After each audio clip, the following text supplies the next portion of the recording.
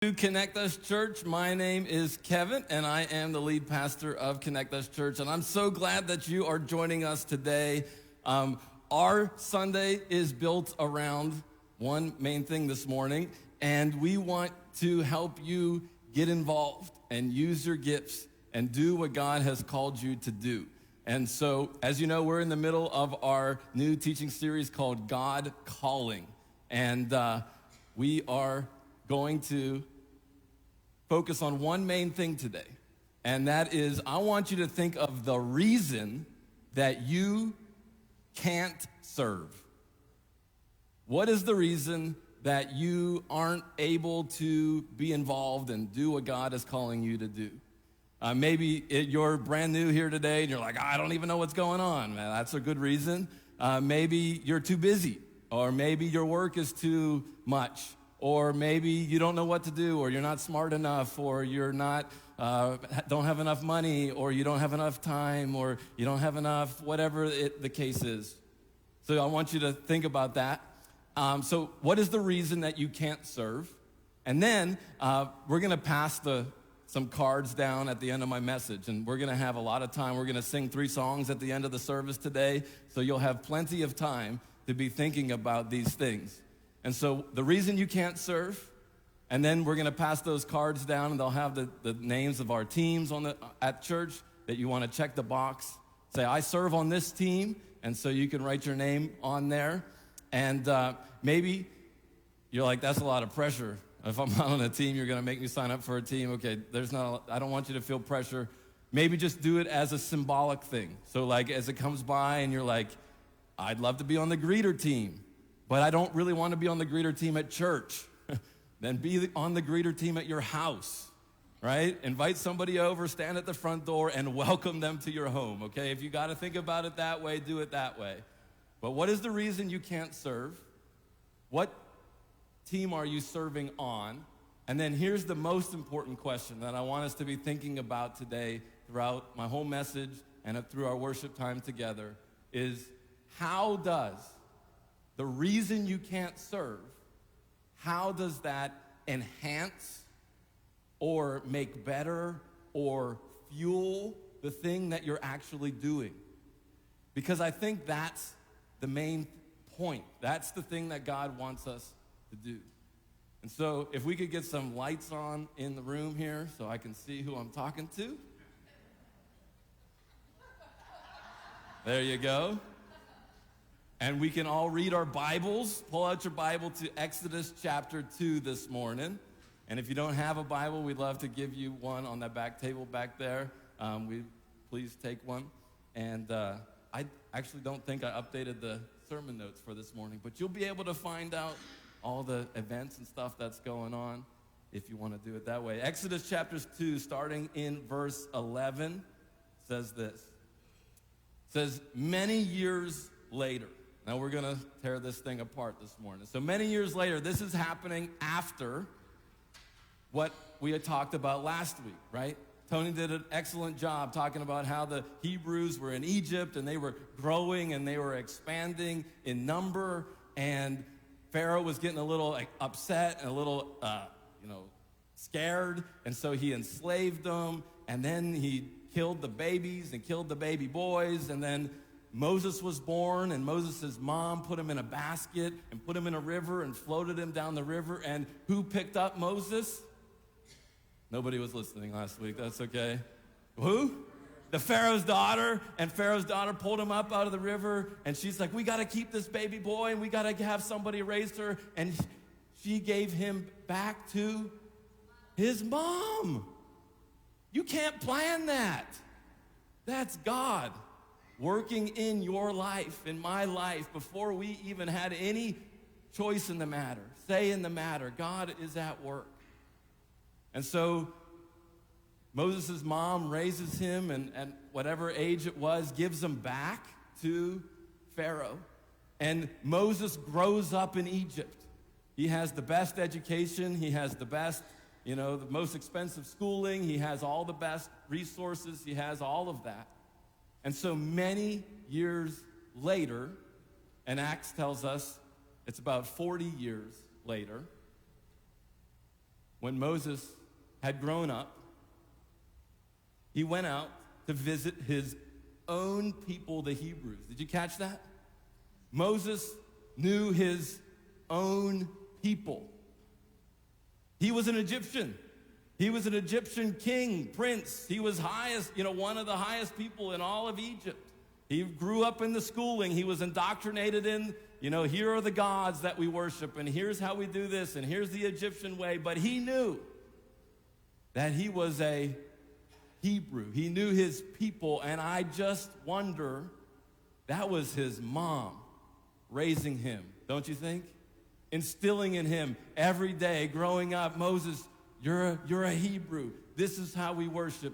This is what we do. This is how we live. This is what you are going to be. And there's going to come a day where I'm not going to be holding you anymore, and kissing your cheeks, and I'm going to give you back to these people, and they're going to tell you all sorts of other stuff. But you got to remember, Moses, that your people, you got to remember your people.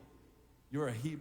And I'm sure he remembered that. And it reminds me of the message I gave a couple weeks ago talking about the importance of teaching our children, right?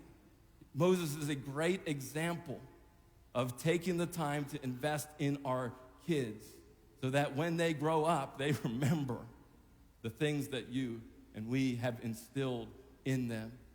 He went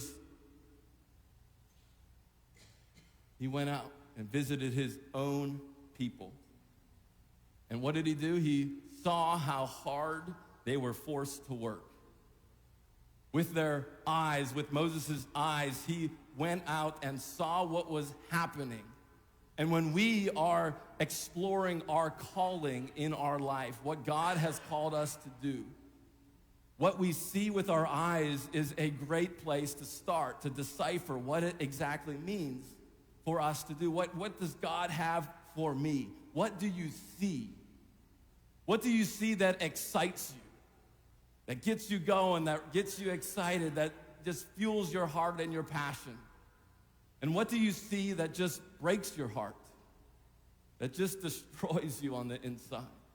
Those are two really good clues to continue to pursue as you're trying to discern and figure out what God is calling you to do. What are you excited about? Maybe it's seeing families restored or marriages strengthened. Maybe it's kids feeling valued and seen. Maybe you get excited about people getting baptized and putting their faith in Jesus. Or maybe you get excited about people overcoming addiction, finding freedom from that. There's a lot of things that could get you excited, that those are great things to continue to pursue. Or what about things that break your heart?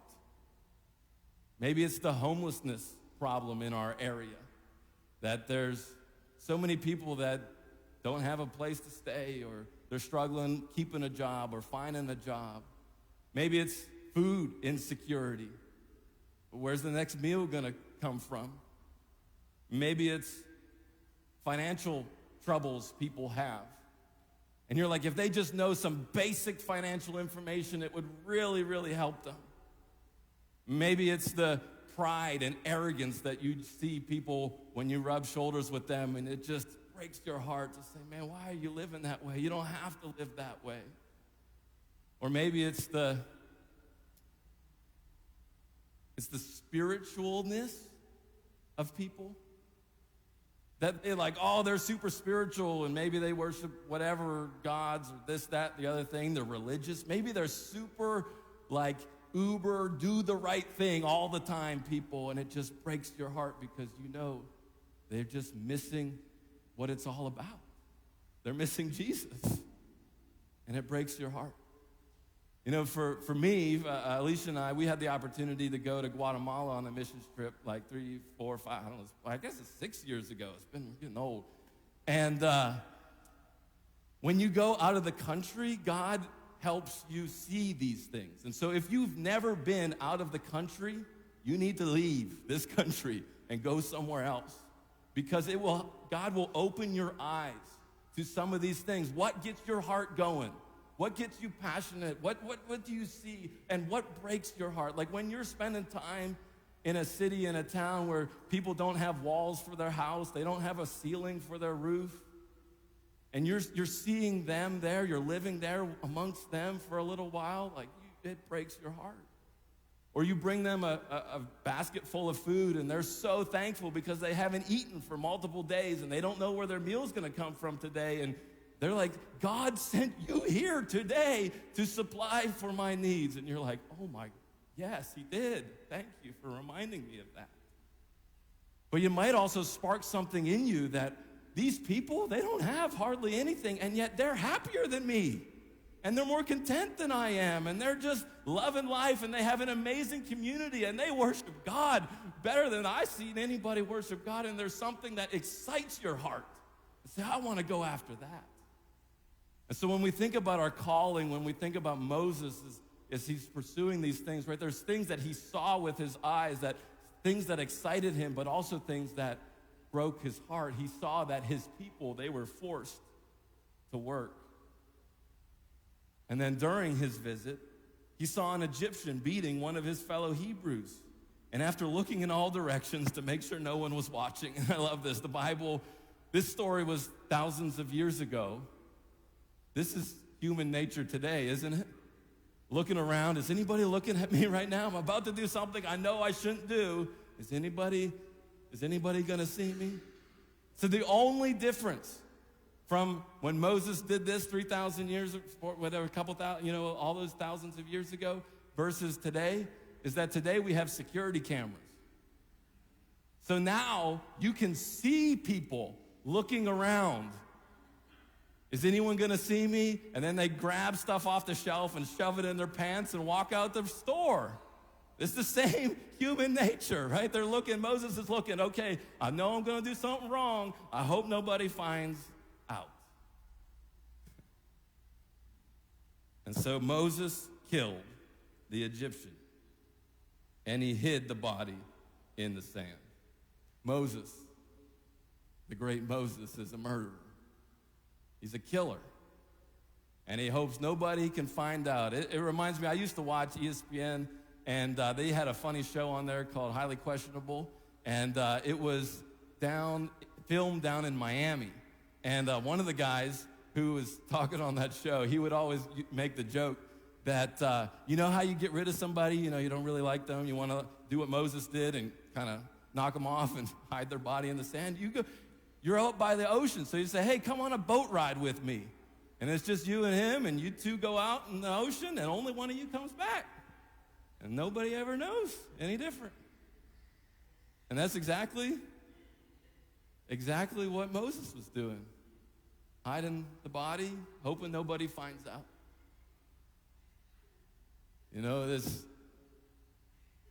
It's tricky when you start talking about this topic. Because if you were to shout it out there, it's if you're gonna shout it out there like, hey, you could serve a church. You got what it takes, you're qualified to do it, but you haven't killed anybody before. And then you're like, well, you're trying to make a point, right? It's like, okay, well, like, raise your hand if you ever killed anybody. It's like, well, don't do that. Because it starts to get a little awkward when you're like, oh my, okay, I'm gonna scoot a couple seats over for this direction, right? It's true. I had a neighbor. I told this story one other time in my messages.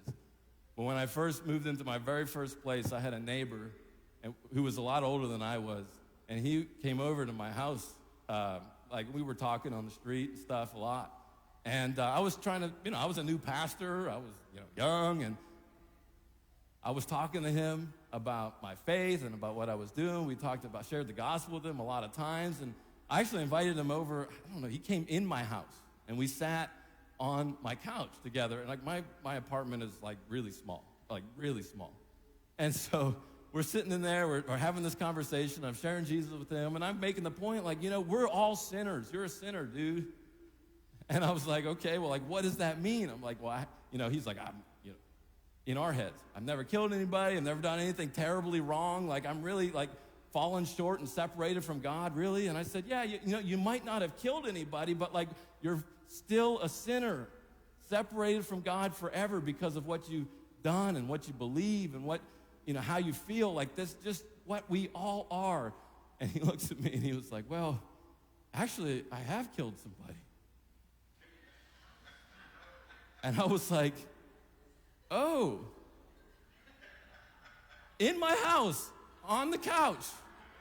And there's only one, there's a little space, And so it's kind of crazy because if he told me a lot of stuff, okay? He told me crazy stuff that he was involved in. And you could say he was making up 99% of it. But if 1% of the crazy stuff that he was telling me was true, this guy was doing some really, really, really bad things. So fast forward I think it was a year later, this guy is dead. And he was found in his house, literally one door down, with a gun, like a gunshot wound. I forget where exactly it was, but he got shot. And so the story, I think the official story was, well, he had shot himself. But again, if 1% of what he was telling me was true, he was set up like he shot himself. And so, this is real stuff. This is Moses. Moses is a murderer. He's a killer, and he wants nobody to find out. He's setting people up, right? He's planting it. He's hiding it. Nobody's ever going to find out. So the next day, imagine the next day, right? You kill somebody, you hide his body, nobody's going to find out. You got to go to sleep at night, and you wake up the next day. What do you do the next day? The next day, when Moses went out to find his people again, he saw two Hebrew men fighting. Why are you beating up your friend, Moses said to the one who started the fight.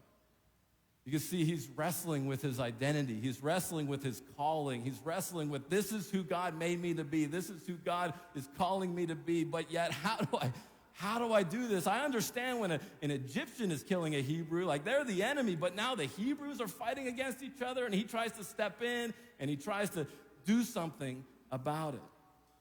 Look at how the Hebrew replies. The man replied, who anointed you to be our prince and judge? That is a loaded question. Who appointed you to be our prince and judge? Moses was a prince of Egypt. He was a judge of Egypt. And so, this is who I am. This is how I was raised. This is now the position that I have in our empire, in our kingdom. And Moses is just trying to live it out. And yet he gets rejected by his own people. But I'm just trying to do what's best for you, and I'm going to come in between you, and I'm going to point you on the right direction. It's ultimately my responsibility that we're all heading the same direction and, being happy. And they're like, no, dude. Who do you think you are stepping in on this? And, I think a lot of us, too, that have some sort of level of authority, some sort of position, we just can't walk into people's lives and be like, hey, do this. It's best for you. They're going to be like, who do you think you are? You're a prince? You're a judge over me? Are you serious? No way. It takes time to build relational equity, or another way to put that is trust. You can't just you can tell people stuff, but in order for them to actually follow you and listen to you and understand that you have their best interests in mind, you have to build trust with them. And Moses needed to do that, right, with these guys. He's trying to figure it out. He's trying to live into it, but he just can't. He can't do it. And Moses might be right? He is a judge. He is a prince. He has the authority. So why aren't these guys listening to him? The same might be true in our calling. We might be right. We might be ready to step into it, but it just might not be the right time. Moses was the right person for this job, to step into these situations, to free his people, to set them on the right track, to defeat the Egyptians, but it was not the right timing for it. And so you might be doing the right thing. This might be who God's called you to be. It just might not be the right time for the situation. So the man replied, "Who anointed you to be prince and judge? Are you going to kill me as you killed that Egyptian yesterday?" Oh. Moses said, "Nobody saw me. How do you know?" Sin always gets found out. I mean, at one time or another, someone's going to know. You can hide it all you want, someone's going to know eventually. You have that relational thing in your past, somebody's going to know about it eventually. You have those secret conversations that nobody's ever going to read, nobody's ever going to hear, someone's going to hear it eventually. You walk around with a lot of pride in your heart. You're like, I'm going to come off as a good, character guy and a good humble person. Someone's going to know eventually. Right? Sin always gets found out. Moses is like, oh no, you're going to kill me like you killed that Egyptian yesterday? Moses was, what's this next word shouted out? Moses was what? Afraid. Thinking, everyone knows what I did. And sure enough, Pharaoh heard what had happened and he tried to kill Moses. But Moses fled from Pharaoh and went to live in the land of Midian. Moses is afraid. He's afraid. And we're going to come back to this. This is the key here. Moses is afraid. And so, he's no longer in Egypt. He's in Midian now. When Moses arrived in Midian, he sat down beside a well. This is one of the highest level people in the greatest kingdom on earth. He had everything served to him on a silver platter with many different maids, many different servants. And now he's out in the wilderness and no one's bringing him a glass of water. He's sitting on a well. He's probably like, how do you work this thing? How do you actually get the water? It's not served to me. This is a calling crisis. Because if I'm feeling inside that I am called to step into situations within my own people, the Hebrews, and actually help them and lead them and even defeat the Egyptians in order to help my people, you would think that the best place to make this possible is in the palace, right? Nobody's making any big, significant societal changes when you're not in control and you don't have authority in the palace. And here I am now in the wilderness. And nobody knows my name. Nobody knows me. Nobody knows the situation. What can I do here? He must be thinking.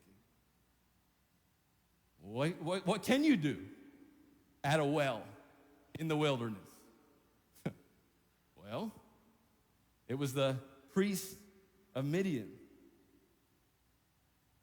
had 7 daughters who came as usual to draw water and fill the water troughs for their father's flocks.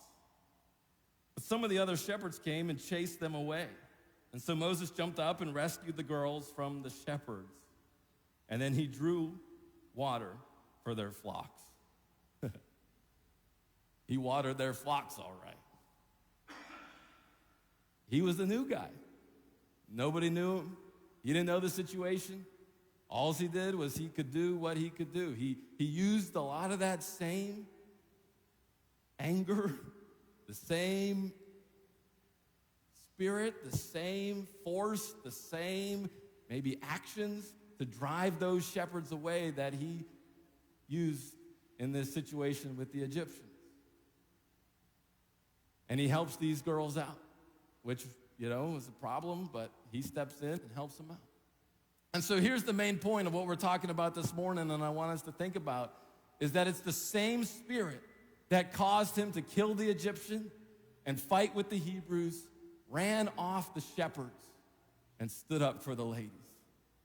It's the same thing. It's the same core. It's the same, what I mean by spirit, it's the same personality. It's the same personality traits. It's the same heart. It's the same motivation. It's the same, it's coming from that same place. The same thing that was used to kill and fight in the wrong way, in the wrong direction, was also used to kill, not in this instance, but fight, stand up for them in the right direction.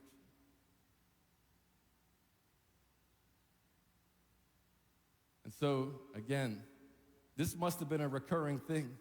The girls returned to their father, Reuel, their father, and why are you back so soon today? He's confused. He said, this is an everyday thing that you go out for water. It takes you forever. The shepherds give you a hard time, and you come back later in the day, but you're here early. Now, if you don't really care about this, but when you study the Bible and somebody says, hey, there's contradictions in the Bible, this is one of these verses that somebody might say. Because they'll say, well, who's Moses' father-in-law? His name is Jethro, and we read about him a couple chapters later. Here, his name is Reuel. So people say, well, what is that? You know, is the Bible wrong? Did somebody get the names wrong? Again, you probably don't care about this, but I did think it's important enough. I wrote a little article, and I did include that in the sermon notes. I just forgot to update everything else. So if you want to read more about that, you can scan that QR code and see how Reuel and Jethro are most likely the same person. There's even a third person that confuses all of this. He's probably a different relative. And there's interesting, because of the way the Hebrew language is written, that's why the English translations, particularly the King James Version and the New King James Version, they get it a little wrong. So anyway, there's a lot in there. But if you want to learn more, there's more to be learned. So what do they say to his dad? An Egyptian rescued us from the shepherds, they answered. And then he drew water for us and watered our flocks. He said he watered their flocks, all right. So where is he? Their father asked. Why did you leave him there? Invite him to come and eat with us. Jethro, Reuel, saying, this dude is amazing. You just left him sitting at the well? He helped you. Go get him. I want to know him. You want to know him too. It reminds me of a story that there's a guy, his name is Craig Groeschel. He's a pastor of one of the largest churches in the country. And he tells this story in their church planting journey that they started in a garage. And they used to have, like when they put the lyrics up on the screen, you know, they used to have what was called it's like a projector, overhead projector. There you go. An overhead projector, which was this thing that you like put down here, and then you had these transparencies, papers, right? You put it down, and then you put the words on, and the light would shine up, and the light would project the words on the screen, right? So that's what they did in their garage.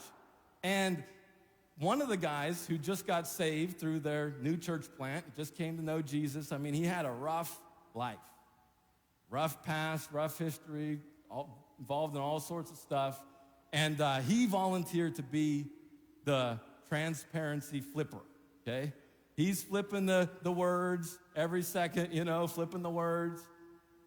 And people started to notice this is a little weird because, you know, his hand would sometimes get in front of the projector and the hand shadow would show up on the screen. And you start to count. 1, 2, 3, 4. 1, 2, 3, 4. Dude's only got 4 fingers. And he's the 4-finger transparency flipper. And God used him to flip the words that now has turned into one of the largest churches in the world. This 4-finger transparency flipper. But why did he have 4 fingers? And he was involved in a lot of crazy stuff in his life. He was a drug dealer, amongst other things, and Craig sat down with him and tried to like help him grow. And, you know, now that you're a disciple of Jesus, here's what it means to follow Jesus. And we want to help you like get a job and all sorts of stuff. And so they're like, we're going to do a resume for you. And we're going to get this together and we're going to get you, you know, in the workforce. It's going to be great. And so, you know, you sit down with them and you say, okay, let's build your resume. Like, what are things that you've done? Nothing, really? Okay. Like, all right, well, what about this? You know, nothing. It's like, okay, well, how about, like, let's write this. Good at sales, right? Drug dealer, you know, good at sales. Yeah. But that's true, right? Like these same skills, this is what we're talking about. The same skills that make you a great drug dealer could make you an incredible salesman for something else. It could. The same spirit, that's what we're talking about. The same thing. That is the thing that disqualifies us in our head. The same thing that we could never, or this isn't the way, or we could never, is oftentimes the very same thing God wants to use for him in his glory in that direction. And so, they wanted Moses to come back. Moses accepted the invitation, and he settled there with them. In time, Reuel gave Moses his daughter Zipporah to be his wife. And later, she gave birth to a son, and Moses named him Gershom, for he explained, I have been a foreigner in a foreign land. And so years passed. Again, Acts tells us it's probably about 40 more years. So Moses spent 40 years in the wilderness. Moses is about 80 years old now. He's 80, and the king of Egypt died. But the Israelites continued to groan under their burden of slavery. They cried out for help, and their cry rose up to God. And I love this. If all you have is a cry this morning, that's all you need. To say, God, God, God, right? Whatever that is, that's all you need. Just cry out to him. Just call it out. Just shout it out. Just feel it. Just cry. Say, God, it rose up to God. And what happens? God heard their groaning. God hears the cries of your heart. You don't even have to put words to it. Just call out to him. And he remembered his covenant promise to Abraham, Isaac, and Jacob. God keeps his promises. No matter what you've done to break them or feel like you aren't worthy of them, God keeps his promises. And he looked down on the people of Israel, and he knew it was time to act. Touch your neighbors, say, come on, it's time to act. Come on, time to act. It's time to act.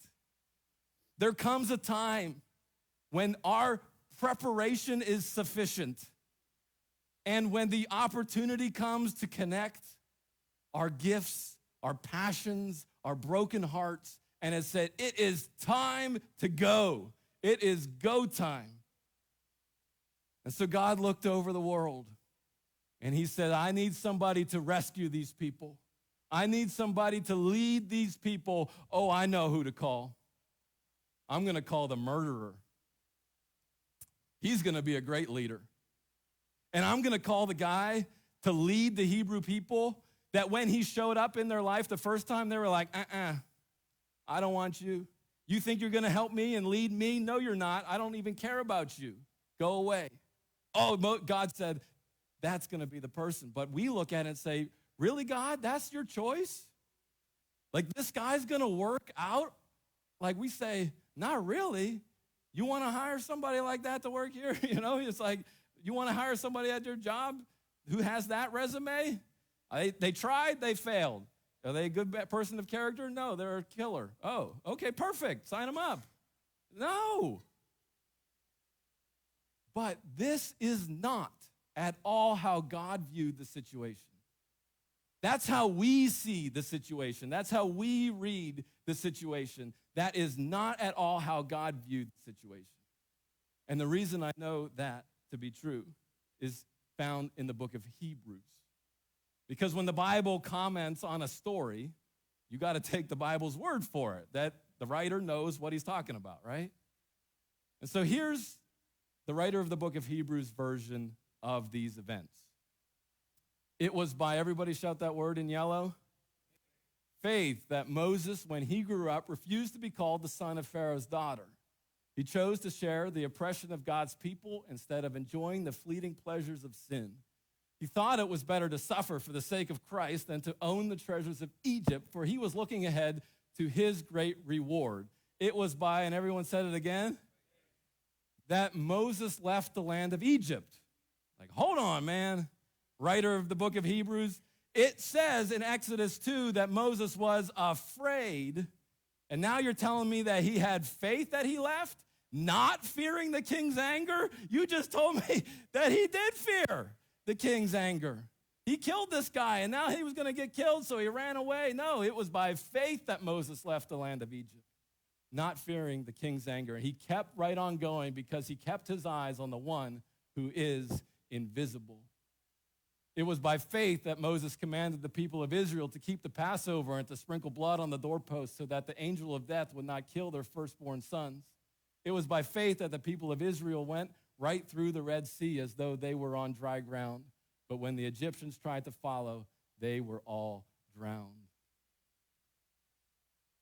We need somebody that our actions look like failure from the outside. You need a heavenly scribe that knows the true story.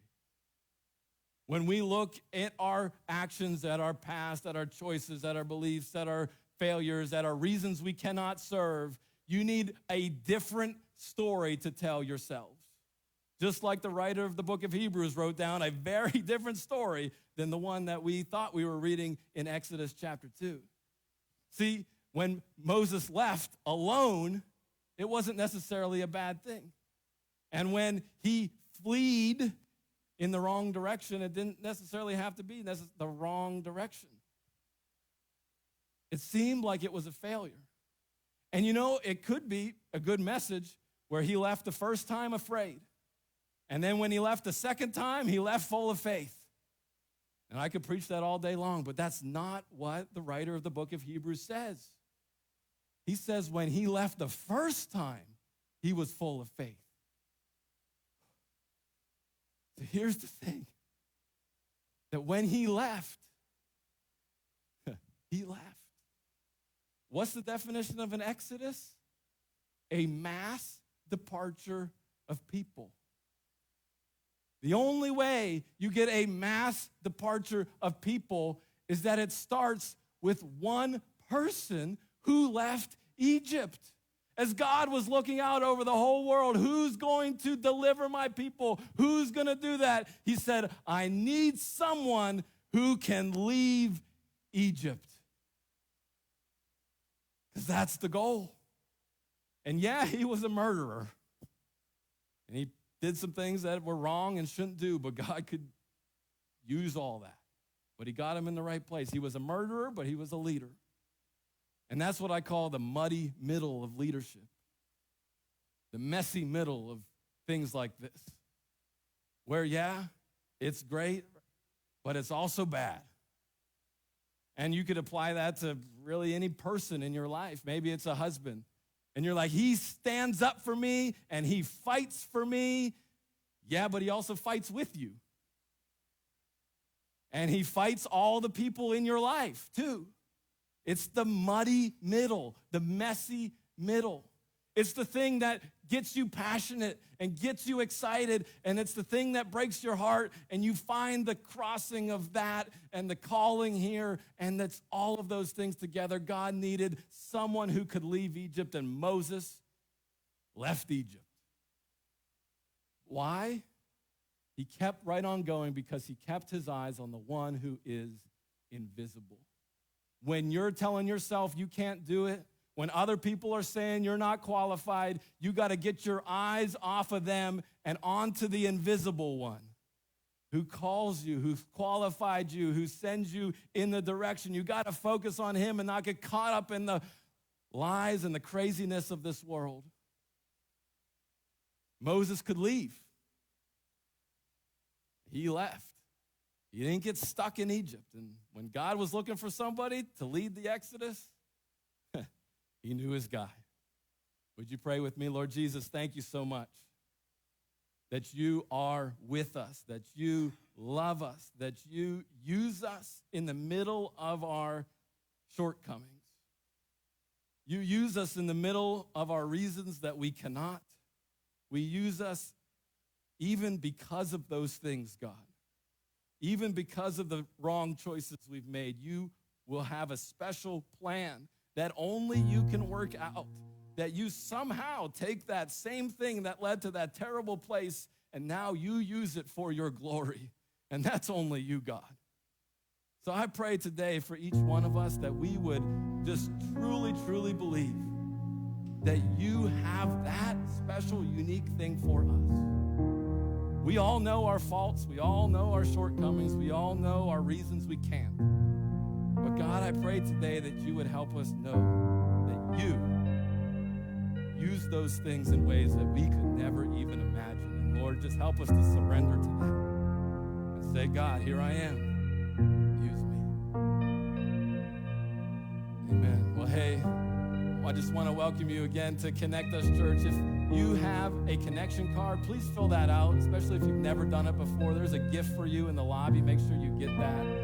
After the service, we got a thing called First Step, where I'd love to talk to you more about that. We got all sorts of fun stuff coming up. We got a men's night coming up. It's a great time. And we got our serve team night coming up. We'd love for you to be a part of that. And giving is a big part of making this all happen, so you can give in the giving box. You can give online, or you can mail a check to this building.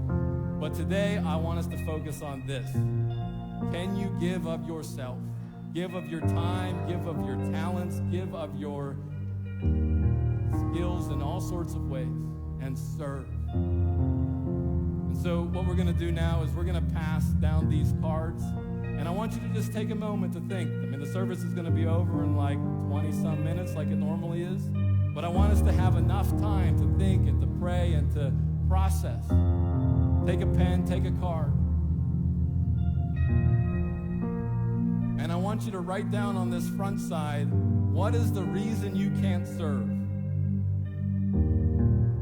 Moses might have written, I'm a murderer. They're not going to want me. What are you going to write? We all got a reason. We all got a thing. And then I want you to flip the card over and say on this other side, what team are you on? Now, these cards are kind of old. They have the Real Cinemas movie theater on them. So let's just get rid of them, right?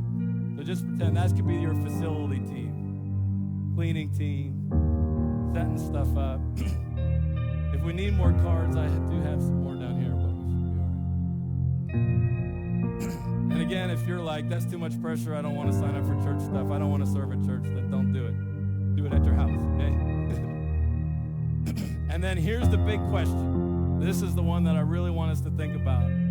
How did what you write in part 1 actually enhance what you did in part 2? We get so stuck on this that we can never get over this. But that's the thing. That's the thing that unlocks the calling. That's the thing that God really wants to use in your life to make the greatest impact.